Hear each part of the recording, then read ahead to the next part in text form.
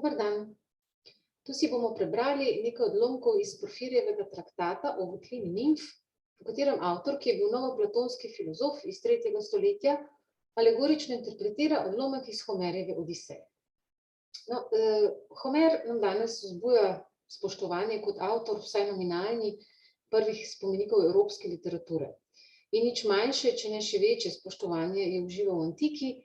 Kot njej so se učili ne samo brati, pisati, si uriti spomin, ampak je bil Homer tudi nekakšen učitelj človeške nravi in seveda bogat vir zgodb o bogovih. In prav ob te se danes zelo radi spotaknemo, ko opazujemo to nič kaj čednostno druščino homerskega Olimpa. In nismo edini. Namreč pred 2500 leti je imel že tudi Homer svoje kritike, pravzaprav so ga tem bolj kritizirali tisti, ki so mu bili kronološko bliže, ker pač še niso občutili tega strahospoštovanja, ki ga ustvari čas. Tu imamo na primer Ksenofana, ki se je norčeval iz homerskega antropomorfnega teizma in pozneje še bolj resno Platonovo kritiko. Ampak vedno so se našli misleci, ki so se Ksenofonovim in tudi pozneje Platonovim kritikam postavili po robu, tako da so v domnevno neprimernih zgodbah o bogovih našli nek skrit pomen, se pravi neko višjo resnico. In na ta način je bil homerski mit očiščen madeža brezbožnosti in po drugi strani je še pridobil na ugledu zaradi te svoje skrivnostne dvojne narave. Tako se je kot eno od sredstev obrambe Homerja uveljavila tudi alegorična interpretacija homerskih mitov. Zdaj imamo skupaj dokaze o tem, koliko so se s to alegorijo ukvarjali Pitagorejci ali pa Orfiki, vsekakor so se stoiki. In pozneje pa se je zelo razcvetilo prav v obdobju srednjega platonizma, ki je bil tudi zelo pitagorejsko obarvan, ker je skušal videti, najti v Platonu dediča ne samo Sokratovih, ampak tudi Pitagorovih idej. No in temu so potem sledili tudi novoplatonski interpreti, med njimi tudi naš Porfirij. Tukaj se ta alegoreza, interpretacija se je zelo polastila ravno lika Odiseja. Namreč Pitagorejci so verjeli, da se duša v telesu ne počuti preveč dobro in da komaj čaka, da se vrne k svojemu božanskemu izvoru. In zanje je bila ta zgodba o Odisejevih blodnjah in njegovem domotožju eno pravo razodetje. Namreč novoplatoniki so učili, da je ta dom, po katerem hrepeni vsak človek oziroma njegova duša, nadzemsko kraljestvo uma in to kraljestvo si je nadelo podobo Itake, kamor vleče Odiseja. In potem se je vsak Odisejev boj, vse nevarnosti, ki so prežale nanj v obliki Skile, Karibde ali Polifema, je pomenil očiščenje duše v trpljenju. In vsaka skušnjava, ki se je uprl, recimo Kalipso ali pa Kirka, je pomenila nekakšno zmago uma nad snovjo. No in če gremo kar na ta odlomek, najprej si bomo pogledali Homerjev odlomek. V bistvu gre za Homerjev opis votline, v kateri se prebudi Odisej, ob vrnitvi na Itoka, kamor so ga pripeljali fajaki, medtem ko je spal. No in z opisom te votline se začne 13. spev, ki se v prevodu Antona Sovreta glasi takole. Spredaj ob glavi zaliva je oljka s podolgastim listjem, blizu ob njej pa votlina, zavita v prijetno mračino, sveto prebivanje nimf, ki svet jim pravi najade. V jami stojijo mešalniki, žare stojijo dvoročne, vse kamenito, a vanje nabirajo medsi čebele. Statve kamnite so v njih ogromne, tu delajo nimfe, rute škrlatne si tkejo blesteče, res čudo na pogled, živi studenci tako. Dupli še vrata so dvojna, ena držijo na sever, dostopna ljudem umrljivim, druga na jug za bogove. Skozi ta ne hodijo v špiljo bedni sinovi zemlje, tu pot je samo za nesmrtne. Zdaj, Porfirij je bil neke vrste homerolog, bi lahko rekli. Bil je tudi avtor dela Homerska vprašanja in mu ni šlo samo za vzpostavitev nekega enotnega filozofskega sistema, v bistvu je skušal iz teksta načrpati čim več bogastva.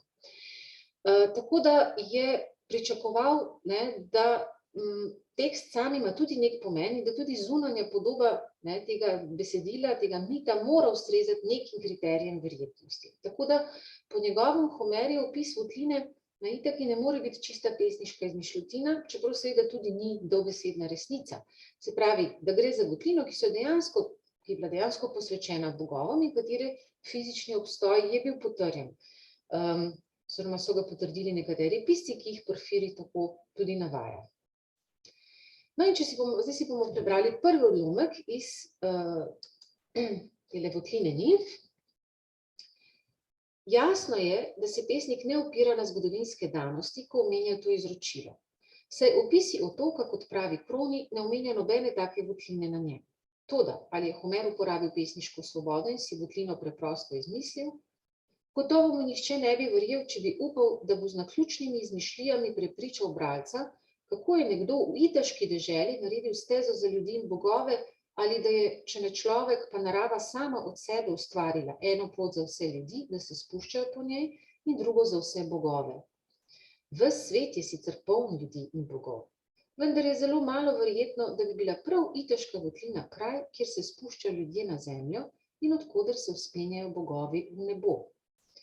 Tako pravi Kroni nadaljuje, da je ne le modrecem, temveč tudi navadnim ljudem popolnoma jasno, da gre za alegorijo in da pesnik s temi besedami namiguje na nekaj skritega. Ker je odlomek poln takšnih nejasnosti, je nemogoče, da bi si pesnik kaj izmislil kar tako za zabavo. In ker poleg tega ni nikjer izpričano, da res obstaja tak kraj, se pesnik izraža alegorično. Opisu skrivnostno doda tudi oljko, ki raste ob votlini. Razložiti in pojasniti vse to se je zdela težka naloga že našim predhodnikom. Poskusimo zdaj še mi, tako z njihovo pomočjo kot svojimi lastnimi prizadevanji, odkriti, zakaj gre. No, to je bil prvi odlomek, nekakšen uvoden odlomek, ki se potem nadaljuje z interpretacijo različnih elementov tega besedila. Se pravi, sledi tak podroben opis votline, ki je nejasen, temačen, ampak prijeten kraj, in potem razlaga simbolike vseh elementov votline, nimf, medu, čebel in drugih podrobnosti. In tudi na koncu ta obravnava obeh vhodov, ki jo poveže Porfirij z dvema luknjama v Platonovem mitu ob koncu države. Se pravi, se naveže absolutno tudi na Platona in na koncu tista simbolika oljke. Začnemo torej s tem drugim odlomkom. Stari so jame in votline zelo utemeljeno posvečevali vesolju, bodisi v celoti, bodisi samo delu. Simbol snovi, iz katere je svet, je bila zemlja, zato so nekateri snov enačili kar zemljo. Votlina pa je predstavljala iz snovi nastali svet. Votline namreč večinoma nastajajo same od sebe in so po nastanku sorodne zemlje. Obdaja jih živa skala in so v notranjosti votle, zunanjo stranjo pa se brez meja raztezajo v zemljo. Samo nastali svet je po naravi soroden snovi, ki v skritih namigih imenujejo skala in kana, ker je nedejavna in se ne pusti oblikovati. Glede na njeno brezobličnost pa jo pojmujejo kot nekaj neskončnega. Ker je nestalna in ji manjka oblika, ki bi dajala podobo oziroma njen lasten videz, je povsem na mestu omemba mokrosti in vlažnosti votlin ter njihova temačnost ali, kot pravi pesnik, mračnost. Vse te lastnosti so namreč simbol tega, kar je kozmosu lastno zaradi snovi. Tako se zaključi ta odlomek in v nadaljevanju potem Porfirij poseže tudi po drugih izročilih. Namreč platoniki, Novopitagorejci so uporabljali ne samo homerske, Hezijodove, Platonove, orfiške mite, kjer so videli, povsod iskali neko skrito sporočilo, ampak tudi druge mite in filozofije. Takole je v naslednjem odlomku. Eubolos pravi, da je bil Zoroaster prvi, ki je naravno nastalo votlino v gorovju blizu Perzije, obdano s cvetjem in studenci, posvetil Mitri, ki je stvarnik in oče vseh stvari. Votlina je bila zanj podoba vesolja, ki ga je ustvaril Mitra. Stvari, ki so v njej, pa svojo simetrično postavitvijo simbolizirajo elemente in atmosfere v vesolju. Po Zoroastru se je tudi drugod uveljavila navada opravljati mistične obrede v jamah in votlinah, ki so bile bodisi naravne, bodisi narejene v človeške roke. Kakor so olimpskim bogovom posvečali svetišča, templje in oltarje, zemeljskim božanstvom in herojem žrtvenike, tako so bile kozmosu posvečene votline in jame. Posvečali pa so jih tudi nimfam, in sicer zaradi voda, ki so bodisi kapljale s stropa, bodisi tekle po površju. Kot bomo videli, se nimfe, ki vladajo tem vodam, imenujejo najade. Skratka, zdaj sledi razlaga drugega elementa, to se pravi nimf, vodnih nimf, najad, ki se navezuje na pitagorejski nauk o duši, rojstvo telesa pomeni, če ne že smrt, vsaj neko ujetništvo duše, ki je tako rekoč živa zakopana, in v tem smislu je smrt telesa nekakšno osvoboditev za dušo, ki pa vendarle ne ostane čisto prosta. Namreč ves čas se vrača v ta svet, ves čas se vrača v utelešenje. In to ciklično, to kroženje so filozofi imenovali genezis. Genezis nima torej tega pomena samo nastajanja, ampak tudi minevanja, tega kroženja iz življenja v smrti nazaj. Takole se nadaljuje naslednji odlomek. Ime nimfe najade še prav posebej uporabljamo za sile, ki vladajo voda. Na splošno pa so tako poimenovali vse duše, ki se spuščajo v nastajanje, genezis. Nekoč so bili namreč prepričani, da se duše držijo ob vodi, ki je polna Božjega duha, kot pravi Nomeni, in pri tem navaja besede preroka, da je duh Božji lebdel nad vodami.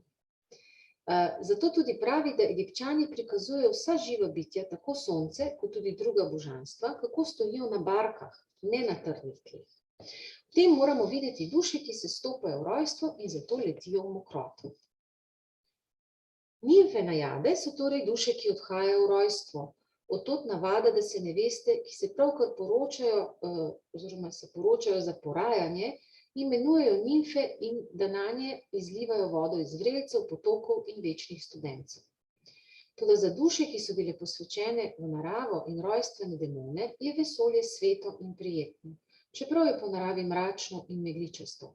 Zato so nekoč menili, da so tudi duše megličaste in da je njihovo bistvo zračno.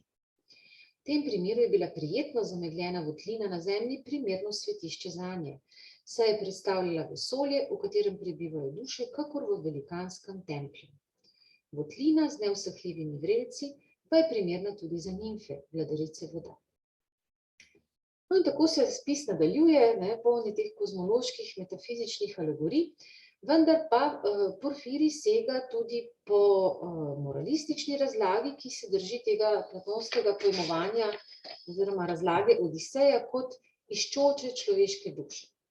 Duše, ki se izvije iz te temačne votline čutnosti, sede pod drevo razuma, ki ga simbolizira oljka, in se končno odloči za nje vredno življenje.